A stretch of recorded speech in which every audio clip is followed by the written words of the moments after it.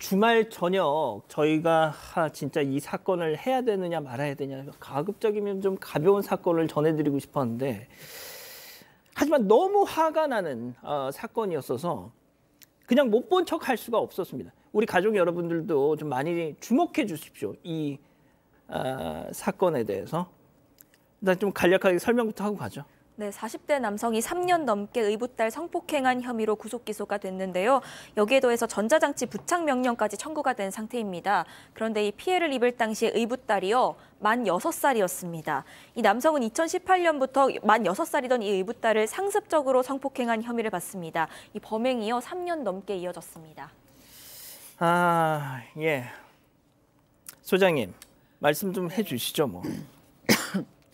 너무 정말 있어서는 안 되는 가장 슬픈 사건이 아닌가 싶습니다. 그러니까 이런 표현이 적합할지 모르겠는데 예를 들어서 이렇게 진흙으로 우리가 뭘 만든다고 치면 뭐 사람을 만들 수도 있고 다른 형상 뭘 만들 수도 있든 즉 치면 이걸 다 만들었을 때 뭐 떨어뜨려요. 그럼 거의 금이 가거나 약간 부서지겠죠. 그걸 고칠 수 있을지 없을지는 모르겠는데 예를 들어서 다 만들어지지 않은 상태인 거예요. 뭐 한 이 정도 남아 있다던가 다 만들어지지 않았는데 손상이 될 경우에는 그 이제 뭔가를 복귀한다는 게 굉장히 어렵잖아요. 이렇게 6살짜리 아이는 적어도 심리적으로는 다 구성이 안 돼 있어요. 조직이 되어 있지 않습니다. 그런데 이런 성폭행이 이루어졌다? 육체적으로도 너무나 타격이 큰 건 말할 수도 없고 심리적으로도 이것은 거의 아이를 파멸시키려는 행동이었다라고 얘기하겠습니다. 자, 지금부터 이제 한번 들어보십시오. 정말 기가 막히고 코가 막힐 진짜 내용들이 전개가 되는데요. 이 계부가 6살짜리를 이런 짓을 했어요. 자, 경찰에 붙잡혔어요.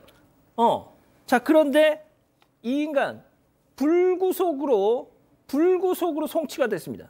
무려 3년 동안 이 짓을 했는데 경찰이 잡아가지고 불구속, 그러니까 구속을 시키지 않은 채로 검찰로 넘겼어요. 왜요? 검찰이 조사를 해가지고 이제 확인이 됐는데요. 사실은 피해자의 친모입니다. 친모가 가해자하고 합의를 했기 때문에 검찰에 불구속 기소기로 송치를 했는데요. 사실 이 내용이 피해 기간이 3년이나 되면서 상당히 길지 않습니까? 그리고 사건이 중대하고요. 그런데 경찰에서 그 피해자의 부모가 그 가해자를 처벌하지 말아달라는 처벌 불원서를 제출을 했다고 해서 단순히 이것만 가지고 해서 불구속했다는 사실은 조금 좀 아쉬운데요. 제 생각에는 구속영장을 청구해서 구속을 시켰어야 되는데 불구하고 합의서 그리고 처벌 불원서가 들어왔다고 해가지고 불구속 기소유예로 송치를 했던 사건입니다. 자, 이겁니다. 우리 그이 가급적이면 좀 용서해 이렇게 해서 처벌하지 말라고 아니 자기 친딸이 저 짓을 당했는데 그거를 구제해달라고 친모라는 사람이 처벌 불원서를 썼대요. 그래서 경찰이 저는 이제 경찰 당연 문제 그런 걸 받았다고 손 치더라도 그렇다고 해서 저걸 불구속 상태에서 송치를 해요. 자, 그런데 그 전에 박 변호사님. 네. 이 친모라는 사람, 저 진짜 이 개불한 인간도 얼굴이 궁금한데 저 모르겠어요. 그 집에 무슨 정말 특별한 사정이 있는지 모르겠지만 무슨 사정이 있다 한들 친모라는 사람이 이런 게 말이 됩니까? 사실은 자기 친딸이잖아요. 친딸이 지금 계부한테 성범죄를 지금 당한 건데 그것을 합의를 해주고 처벌 불원을 해준 사실은 납득하기 어려운데 또 그 처벌 불원을 그걸로 인해서 구속까지 하지 않았습니다. 그러니까 다 기계적으로 다 이루어진 것 같아요. 처벌 불원서를 쓴 친모도 문제지만 그 처벌 불원서가 어떤 경위에서 일어났고 그 아이는 어떤 생각을 하고 있고 저 아이의 환경은 지금 어떤 상황인지 과연 사법당국 특히 수사기관에서 그걸 제대로 봤는지 그 부분이 조금 아쉬워요. 또 뭐 사실 우리가 좀 쉽게 말하기 어려운 게 이 남자 여자 그 엄마 아빠 두 관계가 또 어떤 폭력 관계가 있을 수 있기 권위적 관계가 있을 수 있기 때문에 제가 말씀드리기가 좀 곤란한데 어쨌든 간에 그 처벌 불원서가 제대로 의사에 기인한 건지 파악이 제대로 됐는지 그 부분이 좀 안타깝습니다. 아니 진짜 이번 사건과 관련해서 좀 어떤 그 깊은 내막을 아시는 분들이 계시면 저희한테 좀 연락 좀 주세요. 제보 좀 부탁드리겠습니다. 진짜 저는 이 친모라는 분의 그런 결정을 한 배경이 너무너무 궁금하거든요. 그것까지는 지금 수사기관에서 공개를 하지 않고 있기 때문에 저희가 알 수가 없습니다. 자, 두 번째 사건 체크포인트 짚어보죠. 자, 경찰은 불구속 상태에서 송치를 했는데 검찰은 봐주지 않았습니다. 그렇죠. 구속했습니다. 자, 불구속 상태로 올라왔는데 검찰이 이제 기소 결정을 해야 됩니다. 근데 사건 자체가 13세 미만자에 대한 3년에 걸친 상습에 걸친 아동 성폭행 사건이거든요. 이걸 검찰이 봤을 때 이게 당연히 가능하냐고 생각이 들어서 보안 수사를 했고요. 구속을 했는데 그 과정에서 검찰 시민위원회가 등장을 합니다. 이 검찰 시민위원회는 뭐냐면 이 성인 일반 시민들이 구성이 돼서 검찰의 사건 판단, 뭐 구속이라든지 불기소라든지 기소 이런 걸 할 때 검찰이 판단하기 좀 어렵다면 시민위원회에서 의견을 내리는 그건 집단 지성을 하는 그런 기구인데요. 시민위원회에서 봤을 때는 이 말이 되느냐 이거 구속을 해야 된다고 의견을 했고요. 검찰이 그 시민위원회 그 의견을 받아들여 가지고 구속을 시킨 겁니다. 자, 제일 큰 걱정은 이 친모가 아까 경찰 수사 단계에서 처벌 불원소를 냈잖아요. 그래서 불구속이 됐지 않습니까? 자, 그런데 이제 재판이 시작이 됐어요. 재판부를 향해서 재판부에 또 우리 그 처벌 이렇게 좀 봐주세요. 이런 거 뭐 탄원서 같은 걸 낸다. 이러면 또 어떻게 될 것이냐. 네, 이게 알 수 없는 상황인데요. 그런데 이 다른 사례이긴 한데 본인이 불원서를 냈는데도 받아들여지지 않은 경우가 있기는 합니다. 한 남성이 19살이던 친딸을 수차례 성폭행하고 또 불법 촬영까지 해서 법정에 선 경우가 있었습니다.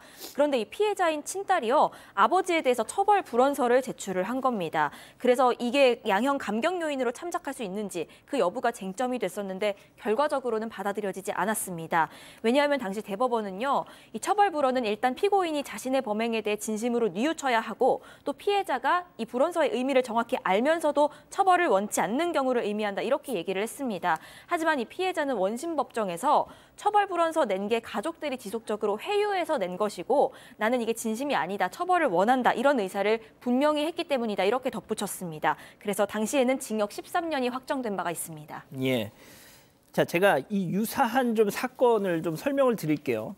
초등학생 딸을 3년 내내 초등학생 딸이 계부에게 3년 내내 성폭력에 시달렸는데 그 초등학생 딸이 엄마한테 자기가 그런 일을 당한다는 말을 입도 뻥끗 못 하고 있었어요. 자, 그런데 엄마가 어느 날 이 딸 앞에서 같이 사는 그 계부를 향해서 내 그 인간 진짜 꼴도 보기 싫다. 딱 그 말을 하니까 이 초등학생이 그 얘기를 듣고 엄마가 이제 그 남자랑 소원해졌구나 관계가 싶어서 그제서야 성폭력 사실을 토로를 했다는 거예요. 자, 소장님. 그래서 그 인간은 아무튼 징역 12년을 받았는데 아이들은 이렇습니다. 유일한 버팀목인 엄마가 내 편을 안 들어주면 어떻게 말을 할 수가 없어요. 벙어리 냉가슴. 자, 그런데 말이죠. 이 상황에서 이 가정에서 이 아이는 엄마가 유일한 버팀목이었을 거 아니에요. 자, 그런데 자기한테 그런 짓을 벌인 계부를 향해서 처벌해달라고 하지 말아달라는 막 이런 걸 써서 냈어요.